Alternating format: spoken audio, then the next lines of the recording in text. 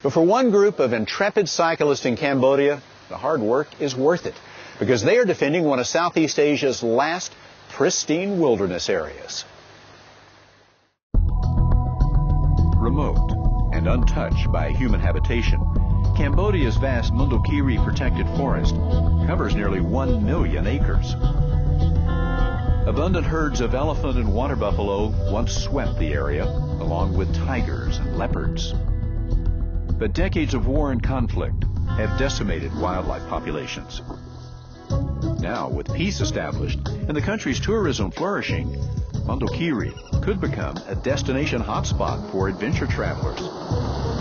In a nearby village, a group organized by the World Wildlife Fund for Nature prepares for their first ever mountain biking expedition. WWF's project director, Craig Bruce, believes ecotourism could benefit local communities while protecting one of the last remaining dry forests in Southeast Asia.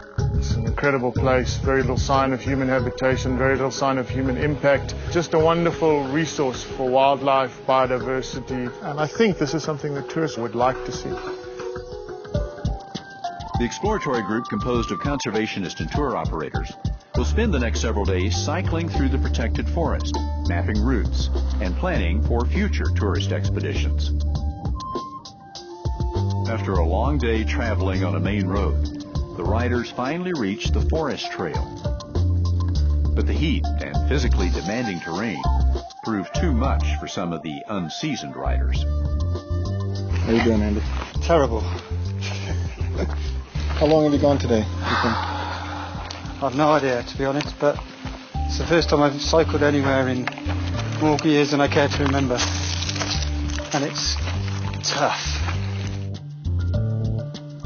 Others continue cycling along Forest Pass until finally reaching their first camp, a ranger outpost at sundown. Later, the group takes a respite from their bicycles and travels by boat to the proposed location of an eco-lodge. WWF's ecotourism leader, Olga Vandenpoel, says along with promoting tourism, officials will also need to protect the uninhabited forest from trespassers looking to exploit its natural resources. You can walk for kilometers in this forest and you won't see any human signs, which is really, really rare in Cambodia. Despite that, there's now an increased pressure from the communities surrounding the protected area for logging, illegal fishing, hunting, wildlife trade. It's hoped that ecotourism will provide an alternative employment for local villagers, reducing the pressure to hunt and log. And the tourism revenue will also support community rangers. 70 rangers patrol the park, many of them former poachers and hunters with unique knowledge of the forest. The head ranger, Lee and Kong, once killed about 1,000 animals, including tigers. But now he defends them.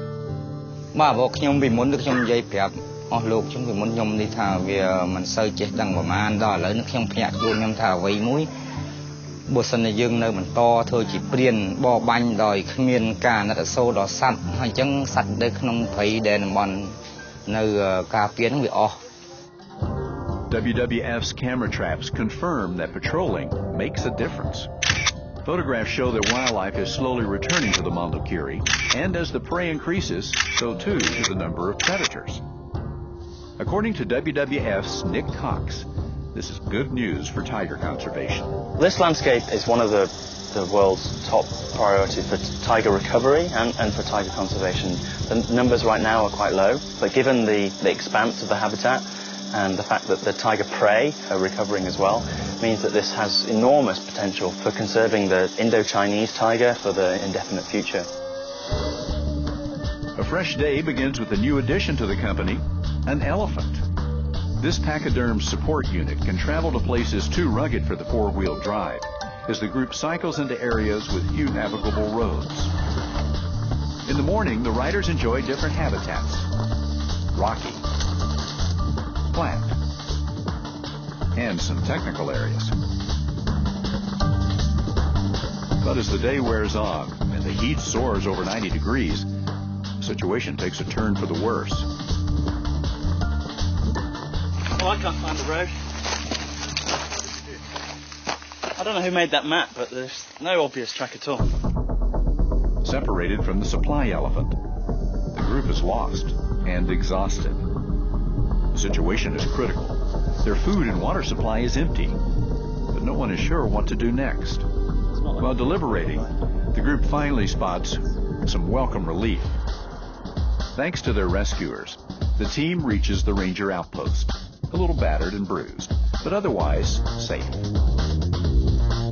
More planning remains to be done before opening the doors to adventure enthusiasts. But these riders have been pioneers, hopefully blazing a trail for others to follow. Our next stop, Cameroon in Central Africa, where the Baka people have maintained a hunter-gatherer lifestyle for thousands of years.